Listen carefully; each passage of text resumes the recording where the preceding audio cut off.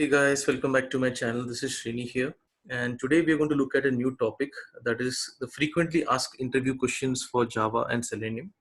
So since this could be like many questions which are like frequently being asked across different organizations, right? So based on the importance and based on the how they are related to each other, I have broken the frequently asked questions which I feel which could be asked in any kind of companies generically for Java or Selenium. So this video is going to be very helpful for those who are planning to switch from manual testing to automation testing, or who are looking for job switch from current company to a next company in the automation background. So this is going to be very useful for you all, and just stay tuned for the other future parts. This is the part one for it. So let's get started. So we will look at what are the Java interview questions which commonly gets asked these days, and what are the common interview questions for Selenium. So let's get started. I have created a document, and I'll just walk you through the document and with all the questions being asked. So I hope this this size is enough for you all to see it. Okay, let's get started. First question, very basic one, right? Explain about yourself and about your automation testing experience in short. So this is a very common question being asked as soon as you appear for any kind of a face-to-face interview, or nowadays since it's all virtual, if you are in a meeting, kind of a meeting, and if they ask you to switch on your video and tell about yourself, so this is going to be a very common question which you can expect from the interviewer. So you should have your answer prepared before you go for any interview, because it's not like always you can just tell in front of the interviewer whatever you feel that point of time. It's always good to prepare a short answer, a short and crisp answer, what you're going to answer, because this is a short question. They will be asking you about your experience and your about yourself in short. So keep it short, because the time is limited for the interview, so they have to ask you other questions as well. So don't make it a cumbersome experience for the interviewer as well. So make it short and sweet. So I would say just have a couple of sentences prepared about yourself, your education background, and then get on to the last company which you have worked on, and tell about your current role in the project, what you are working in short responsibility, and then tell how much total years of experience you're having in automation.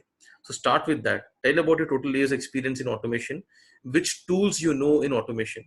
So tell about your skill sets. This is something which the candidates sometimes don't pay attention to. You have to tell about your skill sets. You have to advertise yourself, right? Only when you tell about your experience and skills, the interviewer would know what areas you're strong at, right? So they can accordingly ask you questions on that. So tell about your strong points, tell about all your skill sets like Java, core Java, then Selenium. Tell about if you have any API automation experience, if you have Jenkins or DevOps experience or knowledge. Tell about any cloud tools like Google Cloud, Amazon Cloud, which you might have worked upon, right? So AWS services. So any of these things which you have worked upon, it's a good skill set for your interviewer to know. That is going to just set some expectations about you, and you have to of course answer the questions correctly, but that is just going to give you a good feel about the candidate, that this candidate is something stands apart from the others. So that's what you have to set here in the first question. You have to make them understand that you are very good at what they have the job description for, and then get started. Okay, let's go to the second point. Second question is, which framework have you used in your project? So sometimes the interviewer, they directly jump upon to the framework being used, and some interviewers, they may ask you about Java first, then they may go to Selenium, and then they may come to framework. So the framework could be asked at the end. So it depends all about how the interviewer feels about the candidate, and when what point of time they want to ask the candidate about every component. But for sure they are going to ask you three components: Java, Selenium. Now this is for Selenium automation framework. This is purely what I'm explaining for Selenium UI requirement. So don't confuse this with any kind of a API requirement as well. This is only for Selenium UI. I'm basically having this particular recording for, right? This is just for UI. If at all you come across any JD and you apply for it, then this is the questions which you can expect from the interviewer. So they may ask you about the framework which you are using in your project. So they would expect from you, what is this framework all about? So don't explain about your project in so much detail that domain knowledge wise, this was the application, this is what happened and all that. Don't go in depth of the application knowledge. The interviewer is not much interested to know about your application knowledge in such. They are basically interested to know how you designed your framework, what components you have used in your framework, right? And explain how you have interlinked all those components to achieve a complete framework. And what is that this framework has? So just for an example, if I would have been the candidate, how would have I answered? So I would have answered, I had used a hybrid automation framework. So the next question interviewer would ask you, just say for example, if I mention hybrid automation framework for my project.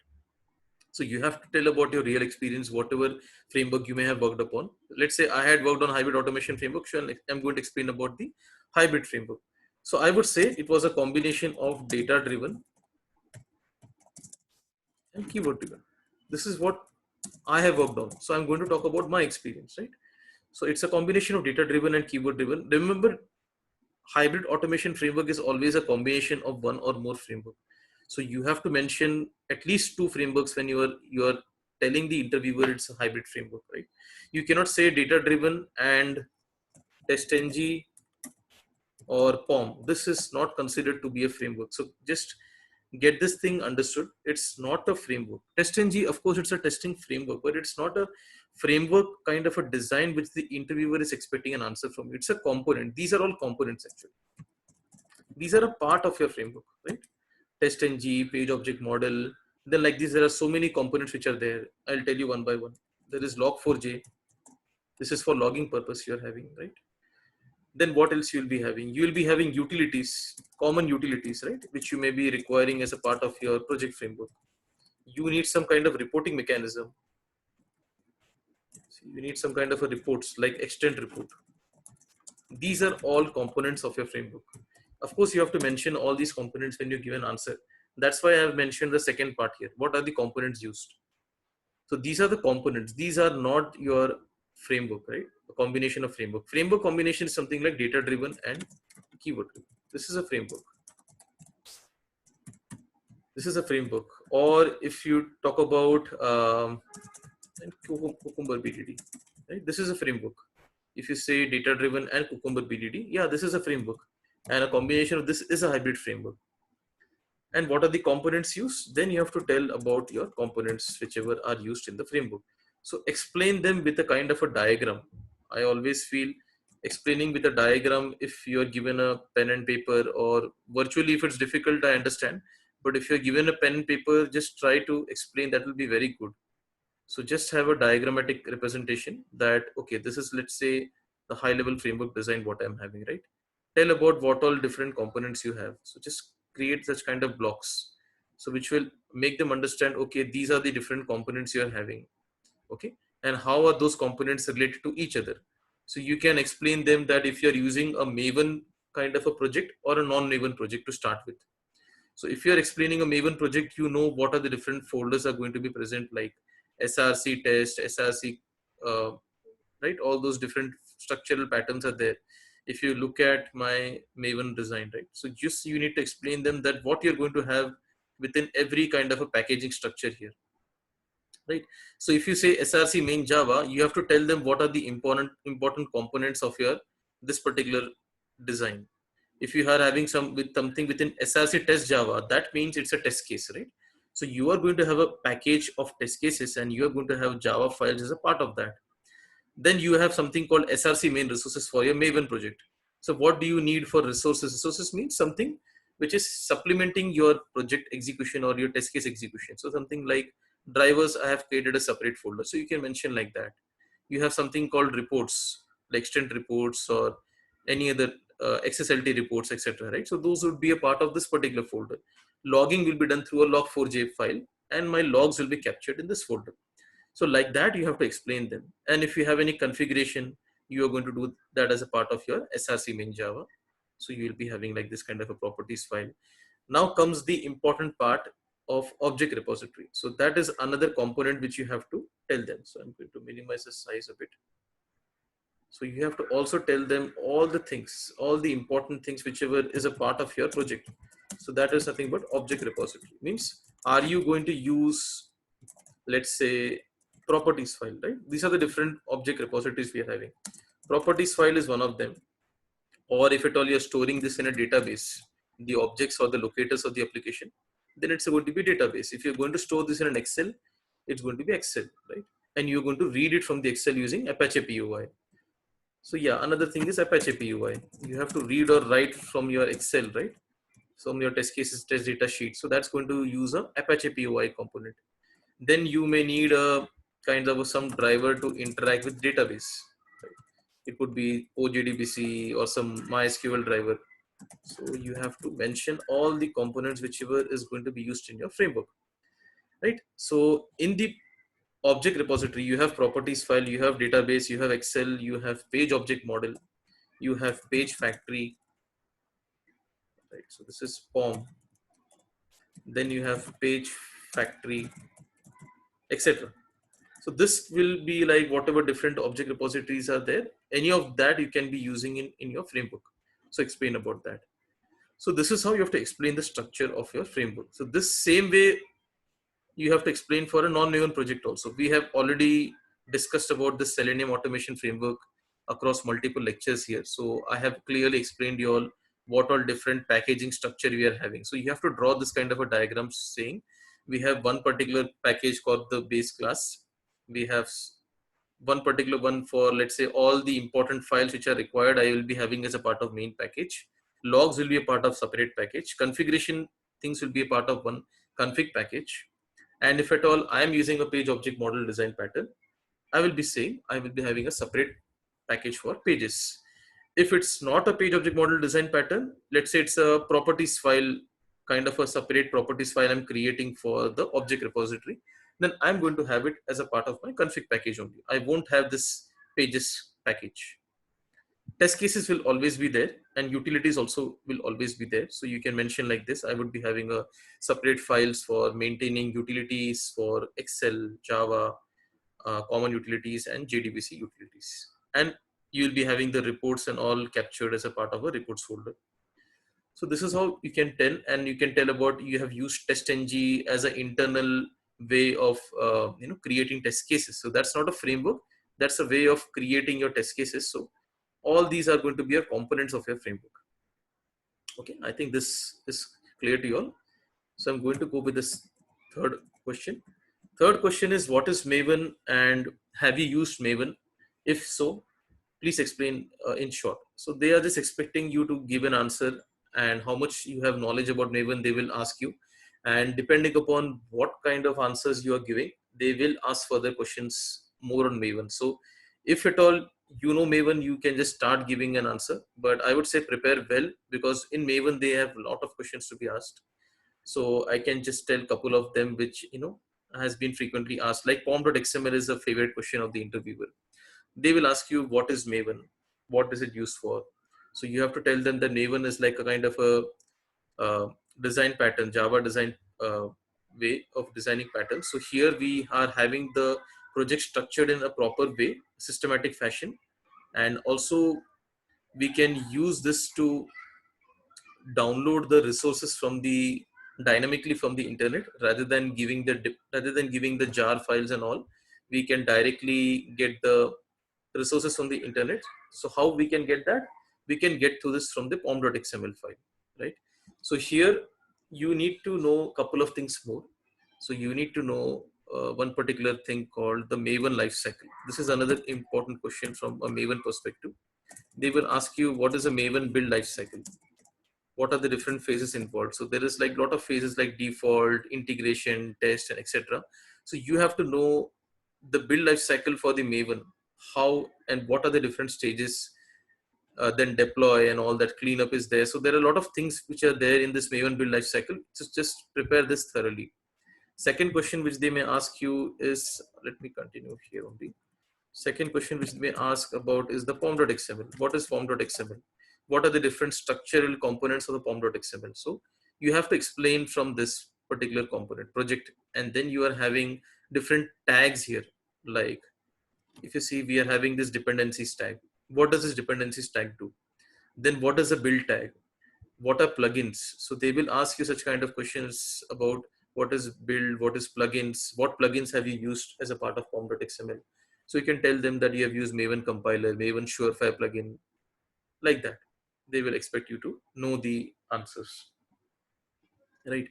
And what else is there? Apart from this, they will ask you to maybe just explain that how your project structure was there in Maven. So that's all you can expect in Maven. Maven will be like more concentrated towards pom.xml and the Maven build lifecycle. Okay, so I'll just go to the next question. Next question is on what is a page object model. So I've already explained page object model is a design pattern, and how it is used. It's used as an object repository in Selenium. So whenever we are having a UI application which has got different pages, so we would basically use a page object model where for every page we are going to create a separate Java file, and in that Java file we are going to have locators created. So I'm just going to show you how you can explain them. So this is how verbally you can tell, and this is what is how a object model, page object model will look like. You will have different locators created, and you will be having methods written to interact with those locators at the same Java file. So likewise, for every particular page of the application, you are going to have a separate Java file, and then you would be having test cases which are going to interact with those pages here and complete your execution. It could be modular level execution, it could be end-to-end integration of different components. So that's how your page object model is going to help you to achieve the entire test case execution. So it's basically used like a object repository. Object repository in Selenium, yes. How is it created? So this is a very tricky question because they want to know from the candidate what do they understand by object repository. So you should not tell them yet, yeah, object repository is there by default in Selenium. So they will ask you what is that by default library or by default. So if you answer page object model, it's a wrong answer because it's not an inbuilt repository, object repository in Selenium. It's the one of the approach we are using to create an object repository. Yes, UFT or QTP, they have a inbuilt one. So whenever we start recording in UFT tool, it will keep on capturing the objects in its object repository by default. That's something which is there by default. We don't have to do anything. It's implicitly present. But in Selenium, we have to choose what is going to be our way of creating object repository. We have to choose upfront. It could be properties file, it could be POM, it could be page factory, it could be Excel, it could be database. So we have to decide that, right? Or it could be a keyword driven Excel file as well, where we are having the keywords and the objects as a part of that. So it's up to us how we want to create an object repository, but it's not inbuilt in Selenium. We have to create it on our own. Another favorite question is to know from a Git perspective how much the candidate has knowledge, right? And how much experience the candidate has. So this is a very favorite question of the interviewer. How would you resolve code conflicts if at all you had faced in your project? So if you don't know much about it, so I would say frankly say you have not used Git or it was locally, but that's not a good, it's not going to give a good impression on the interviewer. So I would say you have to prepare on Git and go prepared for this question because this is very much required nowadays for all the projects. So gone are those days where we were working individually on some project or within our college. Now it's all about a team, right? So when you're working in a team, you are going to have the same code being shared across multiple team members. There could be a situation that a couple of team members are going to work on the same file. Let's say file 1.java. If both the team members have to push their changes such that none of both the changes are not lost, basically they are incorporated or merged, and then it's pushed to the remote repository. So how do you do that? That's all about what this interviewer wants to know.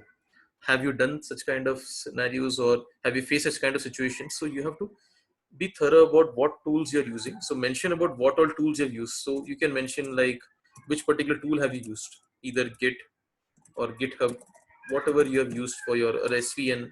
There are so many other tools, versioning tools which are present today. So whichever of these tools you have used, you can mention about that and then tell which supporting tools have you used. Like we have Bitbucket, SourceTree, right? This is one of way. or you might have used a command prompt like git bash.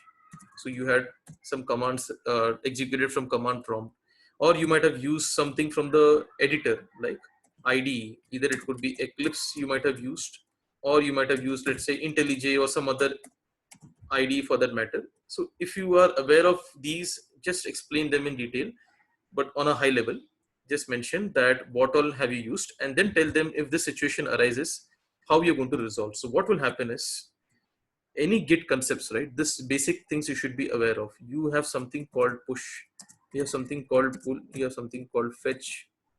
These all things you might have come across when you would have seen source tree or bitbucket, etc., right?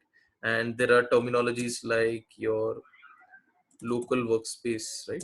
Local workspace, or staging area we call it sometimes, right? Staging area is very popular terminology with respect to git. So if you are not aware of git basics, I would be creating one video for the same, and it will be very useful for you all. So I'm just explaining in short. uh, Local workspace or staging area we call, we have something called local repository, and we have something called remote repository, right? Remote repository is where your project is stored at remotely, right? And there will be some terminologies called branch. So branch means for the entire code, your code has to be on master branch, and then we can create our own. We can fork our branches. Fork means we can create our branches like this. I can say, let's say Srini is the name of the branch. Means I am doing some work in my branch. Let's say Atul, some person is there, he might be doing some work in his branch, right?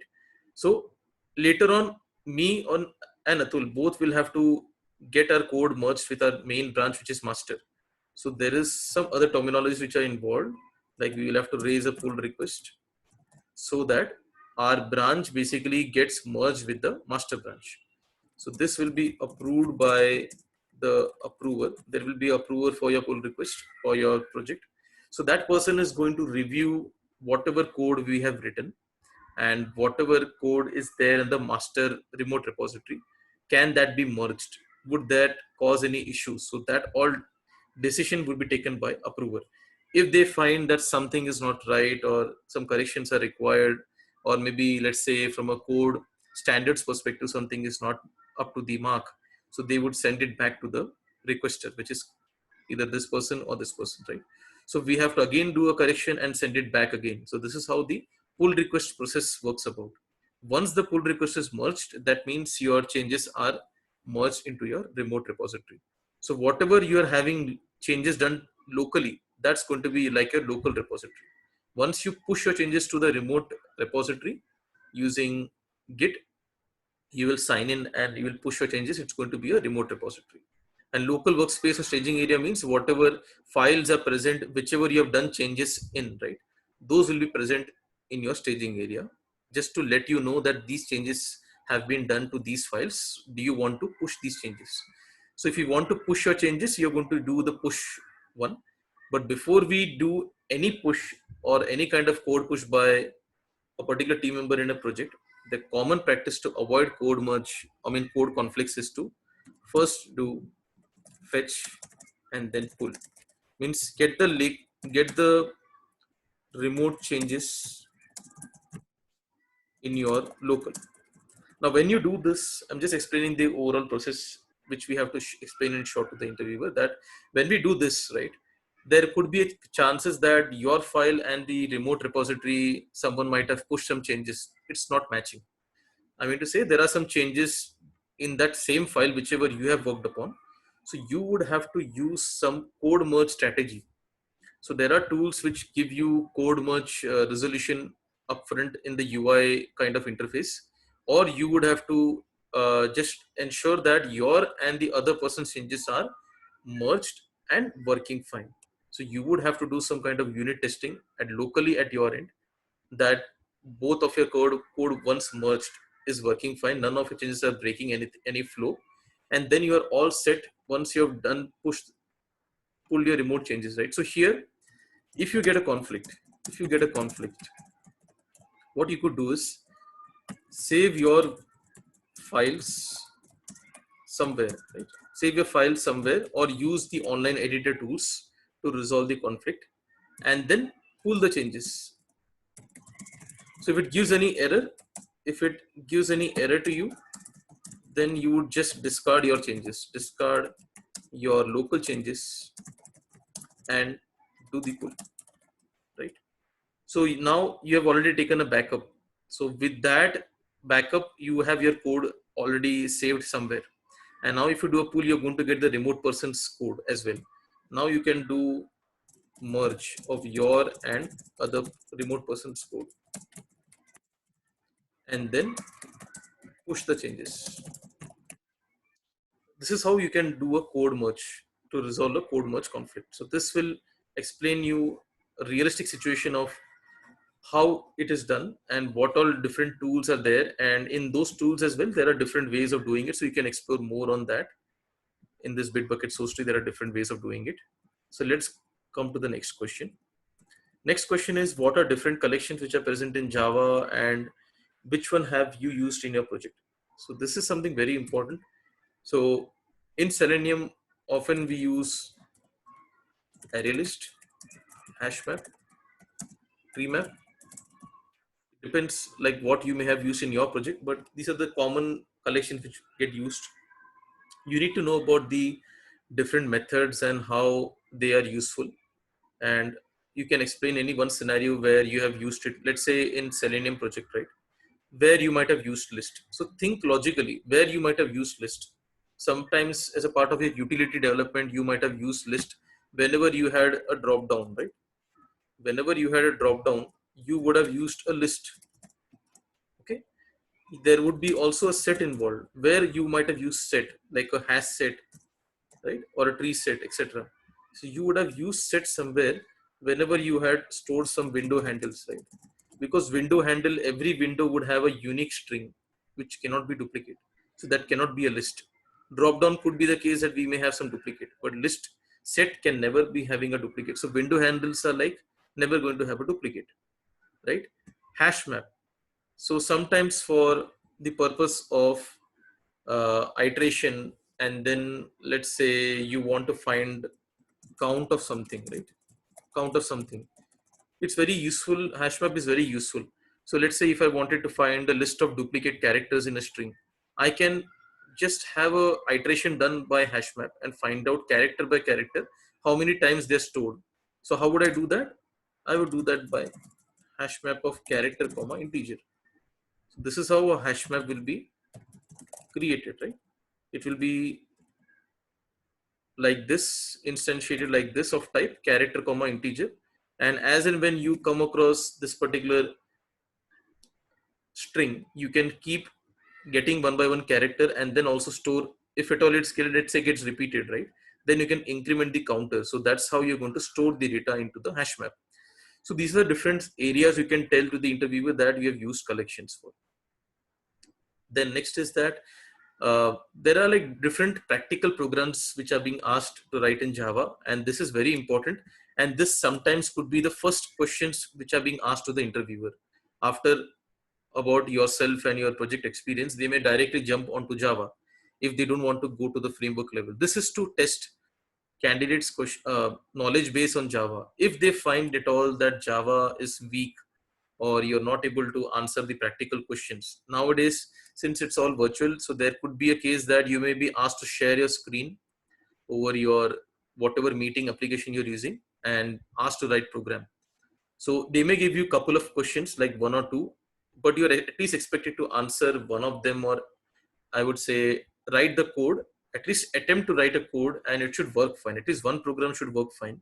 If not all the questions, but at least attempt one to two to work fine of the multiple.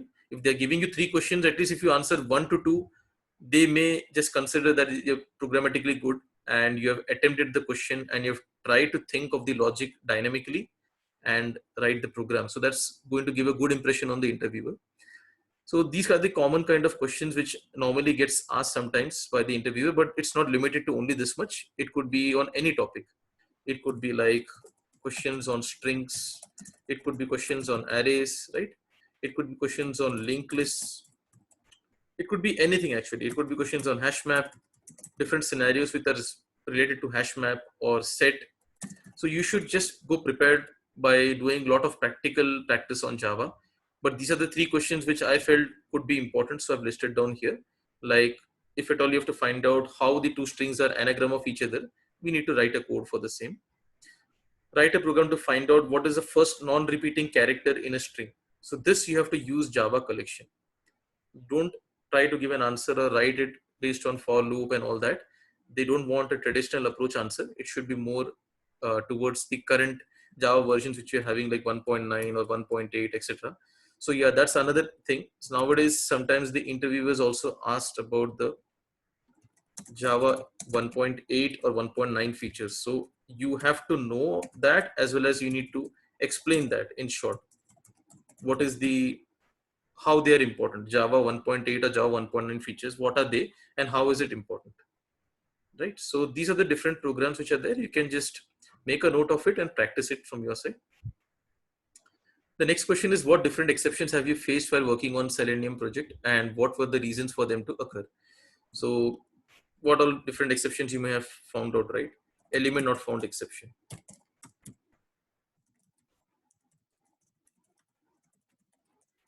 right? Then you may have seen timeout exceptions happening. No such window exception. There are so many exceptions which you can think of whenever you might have worked on some project. No such frame exception means there is no such frame present or there is no such window present.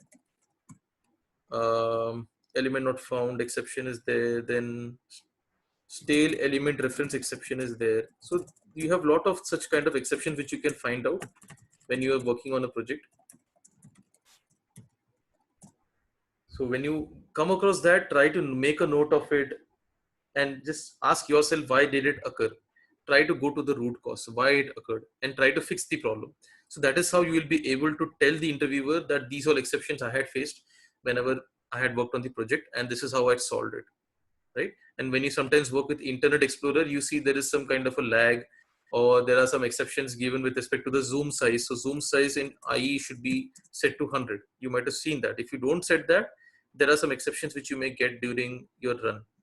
So just know about those different scenarios. And the second last question is, they would be asking you to write a XPath for a particular scenario. And they will tell you that this particular element does not have any ID, there is no class, there is no name, etc. But you would have to find its XPath. It could be something like, um, let me explain you, maybe a tabular kind of a thing, right? Let's say here, it could be something like any kind of a example, but I'm just taking some example here. Let's say you have come some kind of a table here, right? There are rows and columns, but there is no ID name, there is nothing at all present, and you are asked to find out the XPath of this particular cell. This particular cell you are asked to find the XPath for. How would you find the XPath? No, this has to be generic. It should not be like, okay, row number 3, row number 2, column number 2, like that, right? So they will ask you, okay, it's the last row, this is the second last column, etc. But then you would need to find out from somewhere, right? If you don't know this particular cell's ID, name, class, or something, you would have to first go and check its immediate parent. Like if I show from this example perspective, right? Let's say this particular example perspective. If I had done inspecting this element, right? Here, if this did not had any href attribute, then we would try to go for its immediate parent. See, this is the parent, right? If I collapse it, I'm not able to see A. So this is how we are going to find out the XPath. Try to go to the immediate parent and then try to use XPath access, right? So how will I use XPath access? I will try to take li here, and then I'll try to reach to this particular anchor tag. So we have something called parent, ancestor, then preceding sibling, following sibling. All those different ways are there to find the XPath. Other way could be use contains, right? So we have XPath contains as, so I'm just writing down the different ways here. So answer would be like, you would use either of these. You can use XPath access. So you can go for ancestor or parent or preceding sibling, right? From the previous element onwards, or you have following sibling. So these are all a part of my video. You can look at my Selenium playlist. You have different XPath methods as well, like XPath contains, XPath starts with, right? Starts with, ends with,